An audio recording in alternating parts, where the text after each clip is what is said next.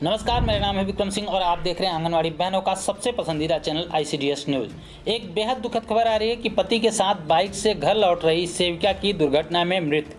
यह जानकारी हमारे पास नीलम बहन जी के द्वारा भेजा गया है। सुल्तानगंज से खबर आ रही है कि कुमैठा पंचायत के अंतर्गत वार्ड संख्या 1 में संचालित आंगनवाड़ी केंद्र संख्या 111 की सेविका सह मिसपुर गाँव की निवासी नर्मदेश्वर मिश्रा की पत्नी अंजनी मिश्रा, बहन का नाम अंजनी मिश्रा था, उनका बुधवार को रात सड़क दुर्घटना में मृत्यु हो गई।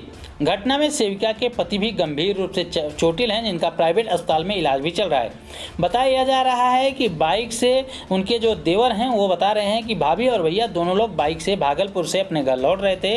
वहीं पर बता रहे हैं कि नाथनगर और अकबर नगर के बीच में नेशनल हाईवे 80 पर गड्ढे में बाइक चले जाने के कारण से अनियंत्रित हो गई, कंट्रोल से बाहर हो गई, जिसकी वजह से वहाँ पर गिर गए, जिससे भाभी को सर में चोट लगी। उसके बाद भैया को भी चोट लगी थी।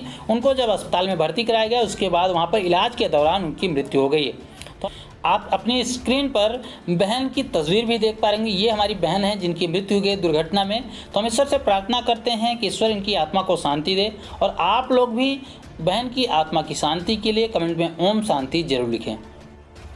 एक अच्छी खबर आ रही है कि Delhi state anganwadi worker and helper union के संघर्ष के बाद पैनल पर कार्यरत आंगनवाड़ी कर्मियों को पक्का करने के लिए तैयार हो चुकी है सरकार। पैनल वर्कर के संघर्ष को मिली है जीत। दिल्ली सरकार की ओर से अंततः आंगनवाड़ियों में पैनल पर कार्यरत 398 महिला कर्मियों को पक्का करने के संबंध में आर्डर जारी कर दिया गया है। हम आपको अभी ऑर्डर भी दिखाएंगे, वो आदेश भी दिखाएंगे। जो पूरा आदेश आपको दिखाएंगे वो पूरा आदेश इंग्लिश में है, लेकिन उसकी जो मुख्य बातें हैं हिंदी में, वो हम आपको बता रहे हैं। यह पैनल पर कार्यरत महिला कर्मियों के संघर्ष की जीत बताई जा रही है। हालांकि केजरीवाल सरकार ने यह कदम उठाने में तकरीबन 2 साल का वक्त लगा दिया। आप अपनी स्क्रीन पर तस्वीर भी देख पा रहे होंगे, लेटर देख पा रहे होंगे। आप देखिए कि ये वो लेटर है जिसके बारे में हम बात कर रहे हैं। Department of women and child development, government of Delhi, यहाँ पर आप देखेंगे तो यहाँ पर 9/6/2021 को यह लेटर जारी किया गया है। आप यहाँ पर विस्तार से देखें तो नीचे यहाँ पर बताया गया है कि कितने कितने आंगनवाड़ी वर्कर की बात हो रही है। हमने आपको बताया कि 308 आंगनवाड़ी वर्कर को अस्थायी करने की बात कही जा रही है, पक्का करने की बात कही जाए, जिसमें आपको बता दें 307 पैनल पर आंगनवाड़ी वर्कर हैं, और साथ ही साथ जो है 91 आंगनवाड़ी वर्कर भी अपॉइंट किए गए हैं। यानी कि कुल मिलाकर 398 आंगनवाड़ी वर्कर को पक्का करने का फैसला किया गया है। सरकार की तरफ से यह निर्णय लिया गया है, इसके लिए आदेश जारी किया गया है। उत्तर प्रदेश की तरफ से आंगनवाड़ी कार्यकर्ताओं के लिए बहुत ही महत्वपूर्ण सरकारी आदेश जारी किया गया है। इस आदेश के बारे में सभी आंगनवाड़ी कार्यकर्ताओं को जानकारी होना अति आवश्यक है, क्योंकि ये आदेश सीधे सीधे उनके केंद्र और उनसे रिलेट करता है। तो इसके बारे में जानकारी हम आपको देने जा रहे हैं, तो बहुत ध्यान से पूरा जानकारी जो है, पूरा लेटर आपको विस्तार से बताएंगे, एक एक बात उसकी जो महत्वपूर्ण बातें हैं। वैसे तो लेटर बहुत बड़ा है, लेकिन इसकी जो महत्वपूर्ण बातें हैं जिसे हर एक आंगनवाड़ी कार्यकर्ती को जानना चाहिए, उसके बारे में हम आपको बताने जा रहे हैं। तो बहुत ध्यान से पूरा जरूर देखिएगा। और अन्य राज्यों की बहनें अगर देख लेंगी तो उनके लिए भी एक जानकारी भरा लेटर है, वो लोग भी देख सकती हैं, लेकिन उत्तर प्रदेश की बहनों के लिए बहुत इंपॉर्टेंट लेटर है। देखिए, निदेशालय बाल विकास सेवा एवं पुष्टाहार उत्तर प्रदेश लखनऊ की तरफ से 8 जून 2021 को ये लेटर जारी किया गया है। इसमें नीचे कुछ जिलों के नाम दिए गए हैं, उस पर कुछ अधिकारी के नाम दिए गए हैं। कुछ अधिकारी तैनात किए जा रहे हैं निरीक्षण के लिए, आंगनवाड़ी केंद्रों के निरीक्षण के लिए अधिकारी तैनात किए जा रहे हैं। तो किन जिलों में कौन से अधिकारी हैं आपकी स्क्रीन पर दिख रहा होगा, आप यहाँ पर पढ़ भी पाएंगे। अगर हम पूरा पढ़ने लगेंगे तो काफ़ी लेट हो जाएगा, और लेटर को बताने लगेंगे तो फिर काफ़ी लंबा लेटर हो जाएगा, और आप लोग वीडियो को छोड़ देंगे और आपको जानकारी नहीं मिल पाएगी। तो इसलिए हम आपको सीधे लेटर पे ले चलते हैं। उसकी कही गई मुख्य बातें हैं, आप स्क्रीन पर पढ़ पाएंगे यहाँ पर जो बातें कही गई हैं। लेकिन आइए आपको बताते हैं कि और कौन कौन सी चीज़ों पर ध्यान दिया जाएगा। तो हमने आपको बताया कि ये सभी अधिकारी जो होंगे जिनको नियुक्त किया गया है, नए अधिकारी नियुक्त कर दिए गए हैं जिलों के लिए, तो यहाँ पर निरीक्षण किया जाएगा, आंगनवाड़ी केंद्रों का निरीक्षण किया जाएगा। तो किन किन विषयों पर निरीक्षण किया जाएगा उसके बारे में जानकारी होनी चाहिए कि प्रत्येक अधिकारी के द्वारा जो अधिकारी हैं, प्रत्येक अधिकारी के द्वारा जनपद के 2 गाँव के अंतर्गत संचालित आंगनवाड़ी केंद्रों का निरीक्षण करेंगे। यानी कि एक जो अधिकारी होंगे अपने जिले के, जिस जिले में उनकी नियुक्ति की गई है उस जिले के लिए एक अधिकारी होगा, 2 गाँव का निरीक्षण करेगा। उसके बाद भ्रमण के दौरान निरीक्षक गांव के लाभार्थी न्यूनतम 5 वर्ष के लिए उनसे बातचीत करेंगी। उसके बाद उनके पोषाहार की व्यवस्था के संबंध में उनका फीडबैक भी लेंगे। यानी कि जो लाभार्थी हैं कम से कम 5 वर्ष के या उससे ऊपर के जितने भी लाभार्थी हैं उनसे सीधे बात करेंगे अधिकारी और पूछेंगे पोषाहार के संबंध में, उनसे फीडबैक लेंगे, जानकारी लेंगे कि कैसा पोषाहार मिलता है, समय पे मिलता है या नहीं मिलता है, जो भी प्रश्न हो सकते हैं उनसे पूछेंगे। इसके बाद यह प्रोफार्मा देखिए जो कि अधिकारियों के द्वारा भरा जाएगा।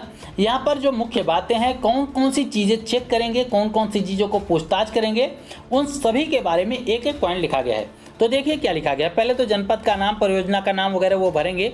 उसके बाद जो चीज़ें पूछी जाएंगी कि निरीक्षणकर्ता अधिकारी का नाम और पद नाम यहाँ पे भर दिया जाएगा। उसके बाद निरीक्षण की तिथि और समय यहाँ पे भरा जाएगा। उसके बाद केंद्र पर पंजीकृत लाभार्थियों की संख्या के बारे में सबसे पहली जानकारी मांगी जाएगी कि गर्भवती महिलाएं कितनी हैं, धात्री महिलाएं कितनी हैं, 6 माह से लेकर 3 वर्ष के बच्चे कितने हैं, 3 वर्ष से लेकर 6 वर्ष के बच्चे कितने हैं। उसके बाद 11 वर्ष से लेकर 14 वर्ष की स्कूल न जाने वाली किशोरी बालिकाएं कितनी हैं। उसके बाद अनुपूरक पोषाहार कहाँ कितना बांटा जा रहा है, प्राप्त हुआ है नहीं, कितने प्राप्त हुआ है कितना नहीं, यहाँ भरा जाएगा। ये सारी जानकारी आंगनवाड़ी कार्यकर्तियों से मांगी जाएगी या फिर लाभार्थियों से पूछी जाएगी। उसके बाद 5वें नंबर पर बताया गया है कि आंगनवाड़ी केंद्र भवन की स्थिति जांची जाएगी कि आंगनवाड़ी केंद्र का भवन है, खुद का भवन है या किराए के भवन में चल रहा है या स्कूल में चल रहा है। जैसी भी स्थिति होगी यहाँ पर लिखा जाएगा। यहाँ पर देखिए कि विभागीय भवन में चल रहा है या फिर प्राथमिक विद्यालय में चल रहा है या फिर सामुदायिक भवन में चल रहा है या फिर किराए के भवन में चल रहा है। जैसी भी स्थिति होगी उसकी जांच होगी। उसके बाद बताया गया योगी सरकार ने आदेश दिया है कि हर एक आंगनवाड़ी केंद्र का खुद का भवन होना चाहिए। उसके लिए आदेश आ चुका है, तो इसके लिए भी निरीक्षण किया जा रहा है। उसके बाद आधारभूत सुविधाएं, आंगनवाड़ी केंद्र में कितनी आधारभूत सुविधाएं, उसके बारे में भी जानकारी मांगी जाएगी। जैसे कि आधारभूत सुविधाओं में विद्युत की सुविधा है कि नहीं, स्वच्छ पेयजल की सुविधा है कि नहीं, शौचालय की व्यवस्था है कि नहीं, ये सारी जानकारी भी मांगी जाएगी। इसके अलावा वजन मशीन पर ध्यान दीजिए। यहाँ पर नीचे आप देखेंगे कि वजन मशीन के बारे में भी आपसे पूछा जाएगा कि वजन मशीन है या फिर नहीं है, कौन कौन सा वजन मशीन है, बेबी वजन मशीन है या वयस्क वजन मशीन है या दोनों है।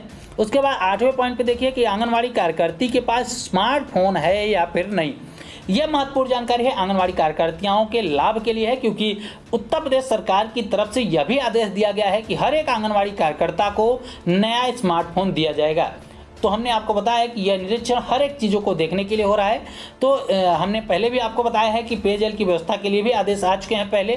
तो हर तरीके से आंगनवाड़ी केंद्रों को बेहतर बनाने का काम किया जा रहा है। उसके तहत जानकारी मांगी जा रही है कि आंगनवाड़ी कार्यकर्तियों के पास स्मार्टफोन है या फिर नहीं, विभाग के द्वारा दिया गया स्मार्टफोन है या तो उनका खुद का स्मार्टफोन है। अगर खुद का स्मार्टफोन है तो उनको नया स्मार्टफोन दिया जाएगा विभाग की तरफ से।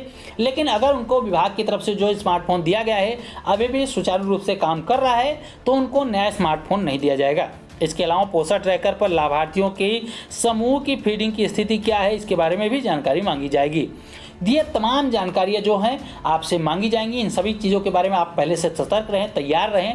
अपने लाभार्थियों को भी, जितने लाभार्थियों को आप सब कुछ देते हैं उनको भी समझा के रखें कि आपको फीडबैक कैसे देना है, क्योंकि किसी भी लाभार्थी से पूछताछ की जा सकती है, जानकारी मांगी जा सकती है। अगर लाभार्थी सही तरीके से फीडबैक नहीं देगा, भले ही आप अच्छी तरीके से काम कर रहे हो, लेकिन अगर लाभार्थी ने तनिक भी मिस्टेक कर दी और उन्होंने सही तरीके से फीडबैक नहीं दिया तो कहीं ना कहीं आपके ऊपर ही आफत आने वाली है। उसके अलावा आपको मोबाइल फ़ोन के लिए हमने आपको बता दिया कि मोबाइल फ़ोन के लिए जानकारी मांगी जाएगी, तो आपको सही से बताना है। अगर आपके पास विभागीय, हमें जहाँ तक जानकारी है कि आपके पास विभाग वाला फ़ोन होगा नहीं, तो आपके पास अपना खुद का फ़ोन होगा, तो आपको जानकारी दे देनी है कि हमारे पास खुद का स्मार्टफोन है, तब सरकार आपको नया स्मार्टफोन देगी। उम्मीद करता हूं कि ये सभी जानकारी आपको पसंद आई होगी, आपके काम की रहेगी। अगर जानकारी पसंद आई हो तो वीडियो को लाइक भी करें और अपनी जैसी सभी आंगनवाड़ी बहनों को शेयर जरूर करें, क्योंकि हर एक आंगनवाड़ी कार्यकर्ती को, हर एक सहायिका को इसकी जानकारी होना अति आवश्यक है। और आंगनवाड़ी से जुड़ी हुई रोजाना की ऐसी ही महत्वपूर्ण जानकारी, महत्वपूर्ण खबरें पाना चाहते हैं तो चैनल को सब्सक्राइब जरूर कर लीजिए। इस वीडियो में इतना ही, फिर मिलेंगे अपनी नई वीडियो में कुछ नई खबरों के साथ। तब तक के लिए नमस्कार, जय हिंद।